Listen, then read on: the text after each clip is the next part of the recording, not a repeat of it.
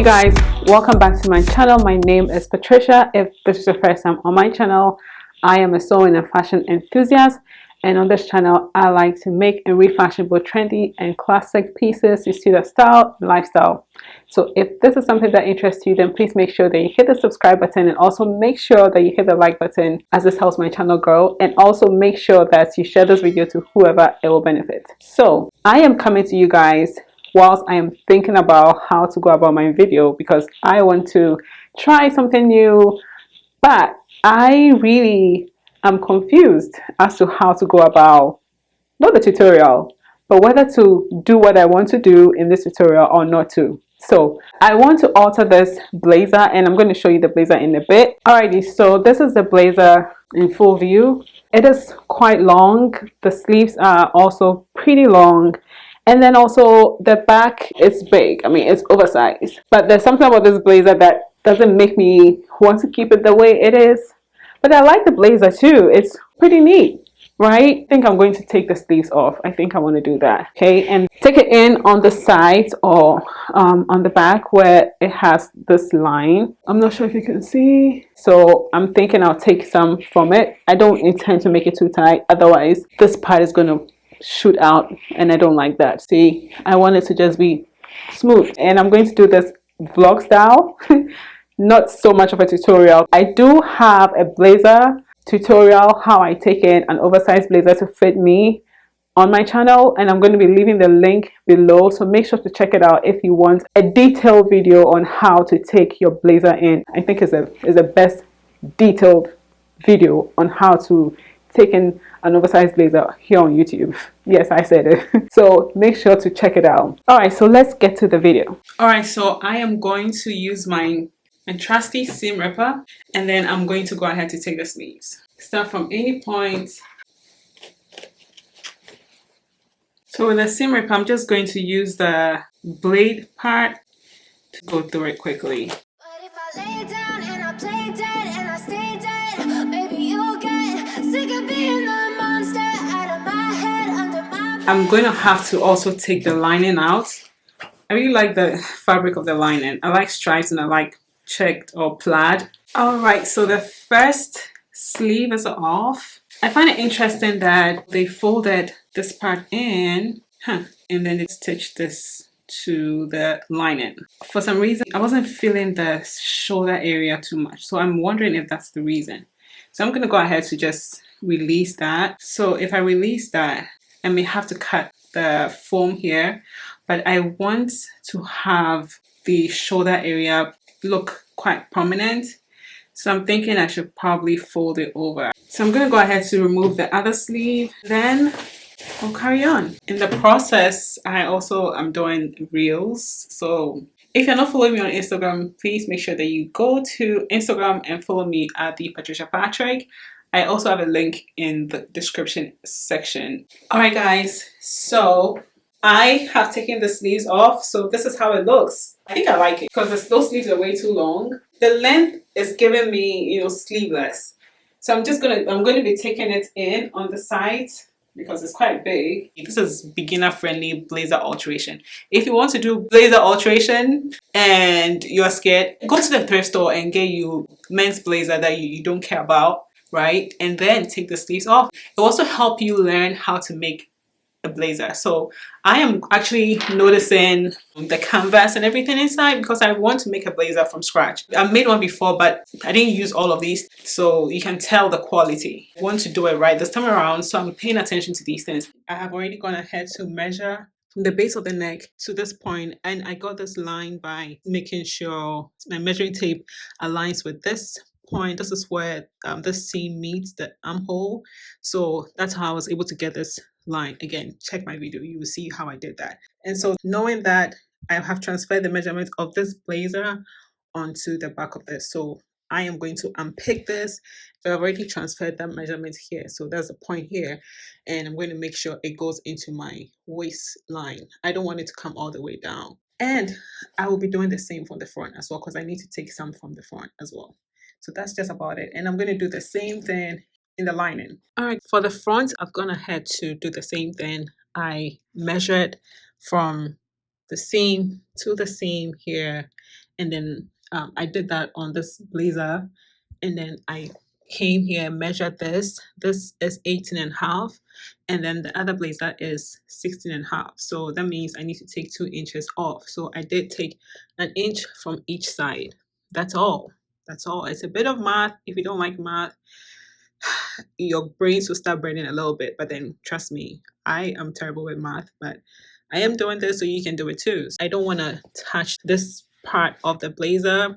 So now with my seam ripper, I'm going to unpick the side and do the same thing for the other side. A lot of unpicking. Think you're something out of my nightmares, seen it right there. But if I lay down and I play dead. So I'm gonna head to pin just one side, the back and the front. The difference is not that much. I feel like I should take more in, but I think it's okay. I still want that boyfriend blazer look. This part I haven't done anything to it. The dance you do when your alteration is going well. When it's not going well, you don't dance. You really put it down and go and sleep. Alright, so I'm going to continue. I'm going to pin the side and then I'll stitch. So I have gone ahead to cut the excess fabric that I took out from the blazer itself. And I'm using that as a guide to cut the lining because I don't want to do the same calculations on the lining, and also it being the lining, it's more difficult to gauge and the fabric moves around. It is quite soft and all of that. So the easy route is to just take what I have cut and place it on the lining part of the area that I cut. And so doing that just makes it easy. So then I've pinned it like this and I'll go ahead to cut. This makes it super easy. Like I said, I'm not showing details of what I'm doing because I already have a video on how I did this. It's more detailed, including the sleeves. So if you want to see those details, please go ahead and watch that video. You know I'm addicted to you, and it's twisted, you've been gifted with the evil voodoo. Got me coming back for more, even when I've been screwed. Dolls full of pins, pierce my heart straight through. Hey guys, so I have finished stitching, but obviously it is left with the shoulders, and I thought this was going to be easier than it actually is. So my problem is how to finish this without having to do anything to the shoulder part, but it looks like I may have to take the shoulder part off. I wish the shoulder was overlapping my shoulders more, then I'll have room to tuck it in, but that's not the case. So I need to make use of what I have here. I don't want my shoulders showing, but maybe that's what's gonna happen. I got issues in my head. I really like it. It actually goes with this pair of pants that I'm wearing. Everything is like a test. I better not text or I'll come off desperate. But if I lay down and I play dead and I stay dead, baby, you'll get sick of being the monster out of my head, under my bed. Think you're something out of my nightmares, seen it right there.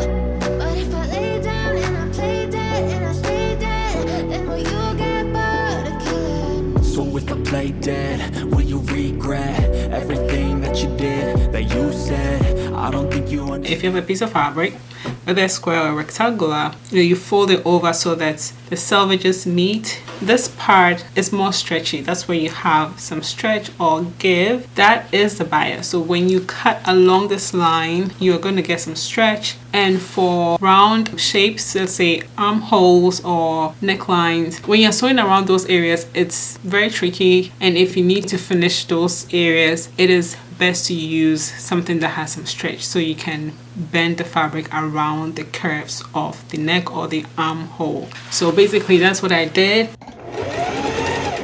Was it me? Is it me? Am I deluded? I'm the one who's always sorry, the conclusion. So after stitching the piece of fabric that I cut, I went ahead to make little snips in the lower part of the armhole, the part that goes in the armpit, so it's easier for the fabric to turn over. If you don't do that, it's going to be a struggle to turn it over. And basically all I'm going to be doing is turning it over, and wherever I see any resistance, I'm going to smoothen it out and cut the excess fabric. I'm not using a pattern, I'm just doing this freestyle. I'm just folding. If I feel I need to cut more fabric, I'm going to do that. Also, before I stitch, I'm going to do what's the name of that? Man, I forgot the name, but I'm going to push all this to one side and stitch over that, so that this fabric is not going to be showing when I sew.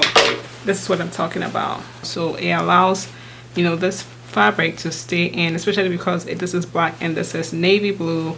I don't want it showing at all. I cut this all in one size, but I figured this part has to taper in as I go. So that's what I did for the side. So usually I try one side to see what's gonna work before I show you guys the tutorial.